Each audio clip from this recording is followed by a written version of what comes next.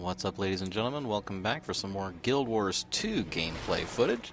Today we're going to be looking at some PvE content. As you can see right now, we're doing some underwater events.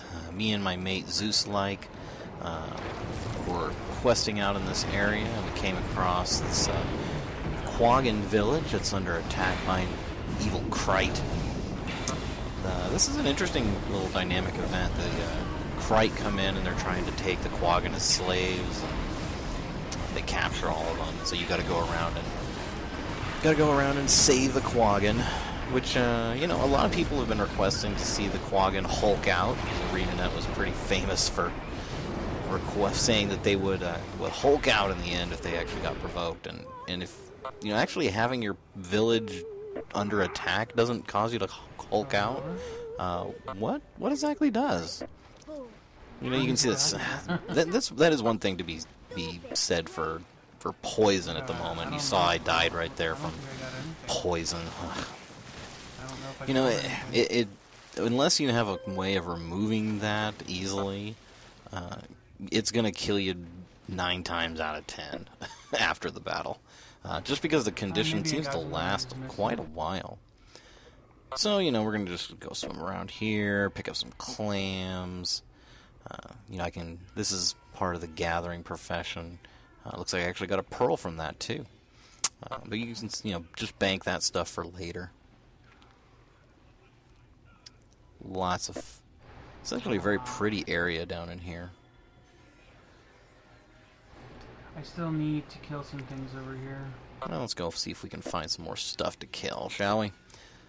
I'm having trouble doing it on my own. My mate here, Zeus-like, is he's actually, I think, 18 at this level, and this zone is in the 20-22 range. So I really have to stick close to him. He's having a little trouble here, but that's okay. I mean, the nice thing is together we can actually just keep working on this, and we actually did surprisingly well, even though he was so much of a lower level than the requirement for this area. Here's your underwater weapon, harpoon. Lots of Krite, hermit crabs, gotta love those things. They have a little bit tougher defense on them.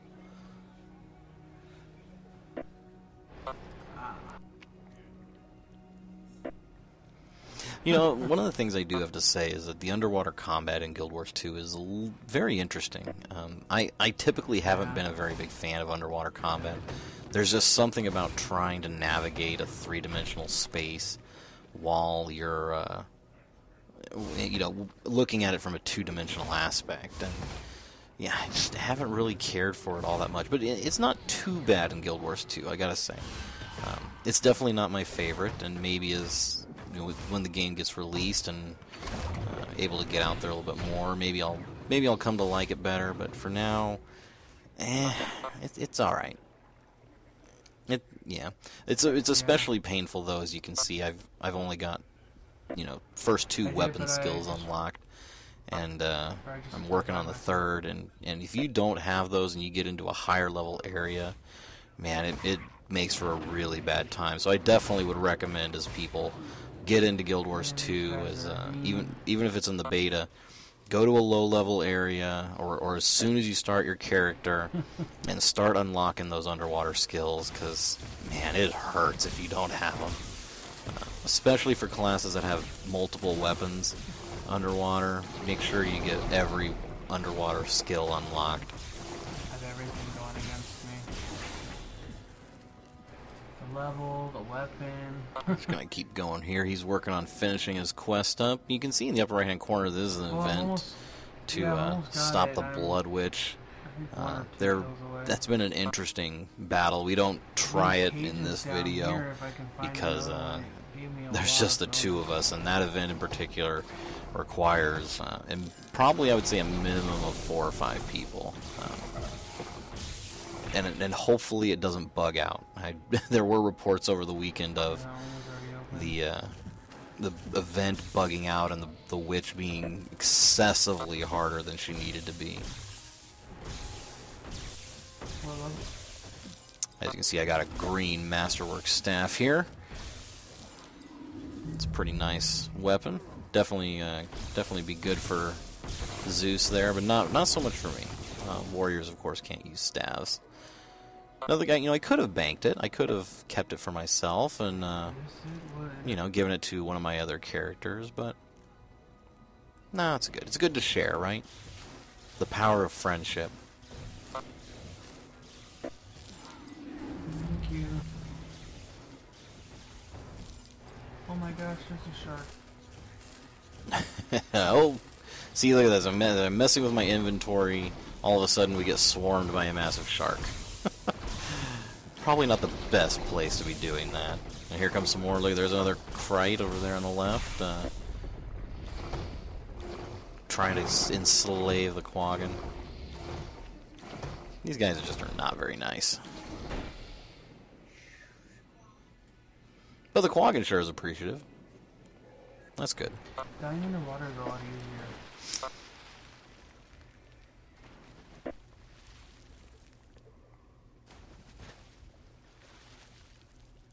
Looks like we got just a little bit more here that we're going to try and do before we move on to greener pastures.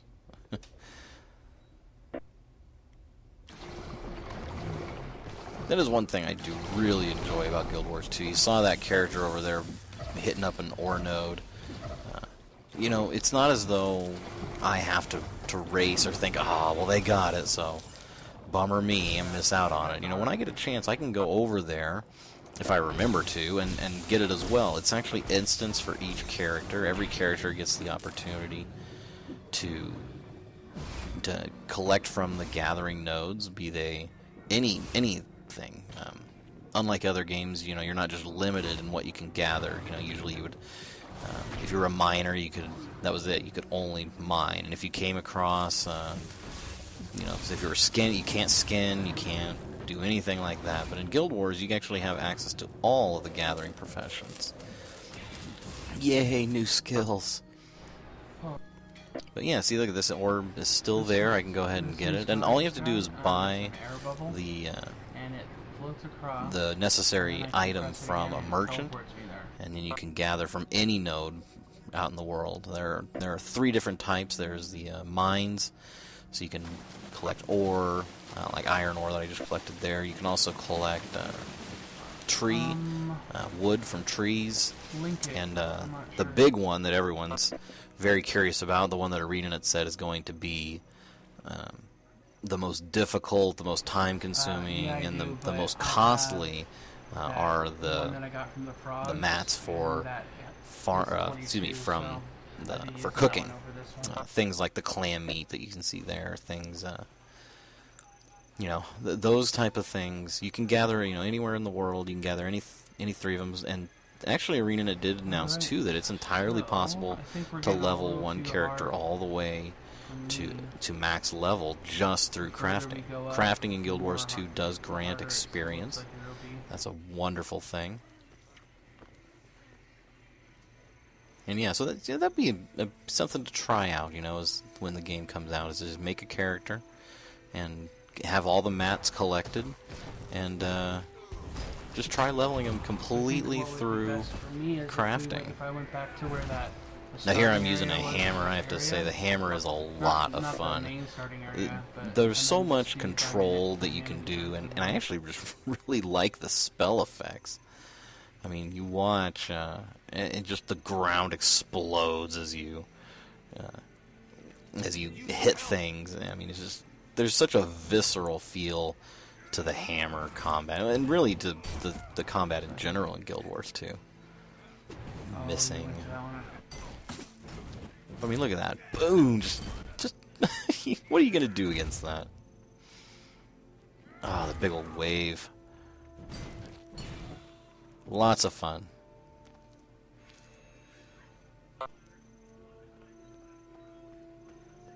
Here we are looking for more things to do. I get ambushed by a bandit poisoner. We'll take care of that easy. A big thing to the combat in Guild Wars 2 especially is to keep moving. You do not want to stop. Because if you stop and just stand still, you know, you may be able to do it against low-level mobs, but when you get into this area, especially, you know, they're a lot smarter. You saw that they knocked me back right there. They're gonna do a lot. I really like the waypoint system. You don't have to be like, oh shoot, I just hearth, now I have to run over there. Lots of things to do in this area. We got the battle for Fort Salma. The Seraph forces are engaging the Centaurs at the Wall Watch and Southern Bridge Crossing. And this area right here too, this dynamic event, just some stuff, you know, clear out some unexploded shots, recover badges from the fallen Seraph, or just kill Centaurs. I mean, there's so many different things you can do. That's about the only That I really like. you know, I mean, there's all of that for just the one event.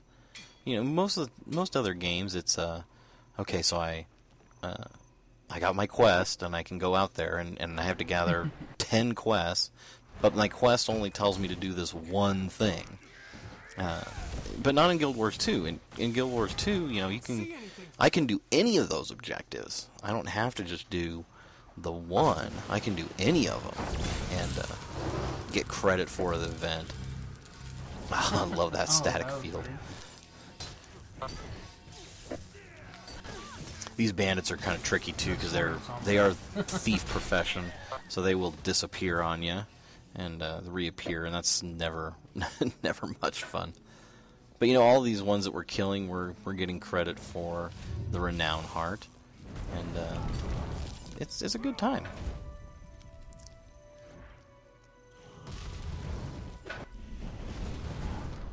Really just feel like saying sometimes, which way did he go, George? Which way did he go? I think the move is bugged. There he is. Slightly. Because it happened again. Got me.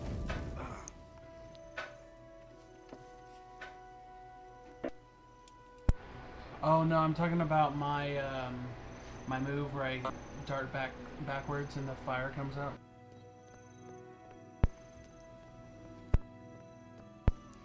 I'm just gonna head up here into the fort, grab this waypoint. Yeah.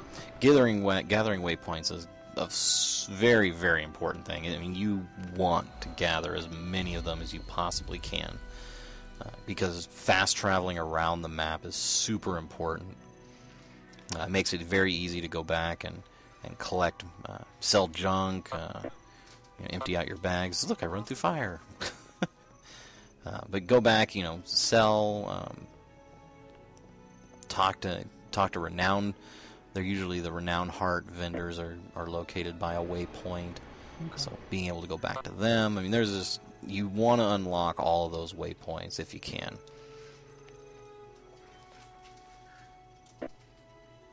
I have this bad habit too of I'm selling my stuff here. of collecting all of the mats. So as you can see, I'm going to run up here and get this gummo sapling. And look at that. That axe is huge. That makes you feel like a lumberjack right there. But you know, I have this bad habit of running up and gathering from every single node.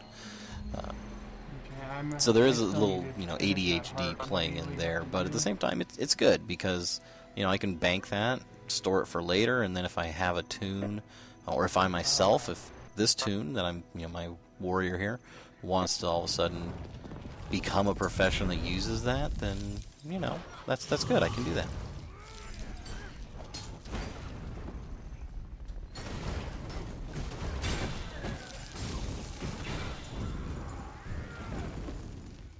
You can see the screen kind of shaking a little bit there. In this latest beta event, that was one of the things that ArenaNet said that they added was a little bit of the screen shake when you're attacking. Gives it a little more of that visceral feel. Was that what it was?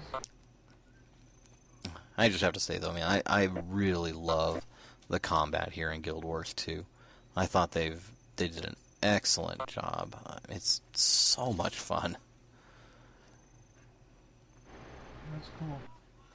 In this area, we're still looking for centaurs, bandits. picking up any of the Fallen Seraph badges, unexploded shots. Oh, hey, look at this. Ambush! And these higher level NPCs too, they will dodge. Most of the starting area NPCs, I mean, they're really letting you get a feel for your class, getting a feel for your abilities, how things work. But as you can see right there, I mean, that mob, he did just dodge right out of the way. And that's good. That's what you want. You want your NPCs, your enemies to at least have some semblance of intelligence. That way they can, you know, actually teach the players how to best play. Now what I actually picked up here what I actually picked up there was an unexploded shot. That is part of the renown heart there. Sometimes like that, you can see when you go to pick up those unexploded bombs that they actually blow up on you. Other times you will actually pick it up and then you can throw it. Yeah. Most of the time though they blow up in our faces, which okay, that's fun, I guess. It's hilarious, that's for sure. More mining.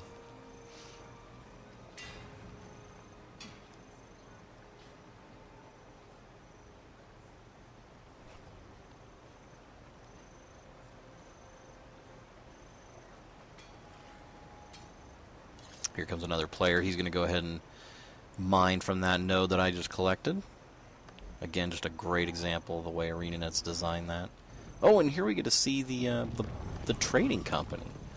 Now, you know, obviously because it's beta, I don't care about making money.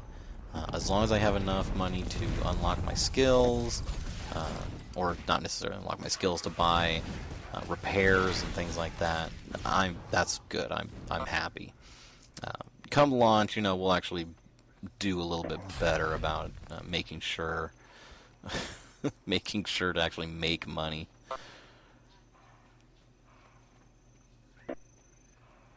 Okay. Looks like we got just a little bit more to do for this renown heart before we have it completed.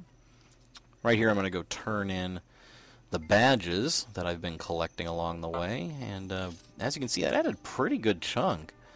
So just as as we're out and about, I've picked up several of those, and you know, in an effort to push it even closer, just went and handed them in, and bam, you know, there's just a little bit left there.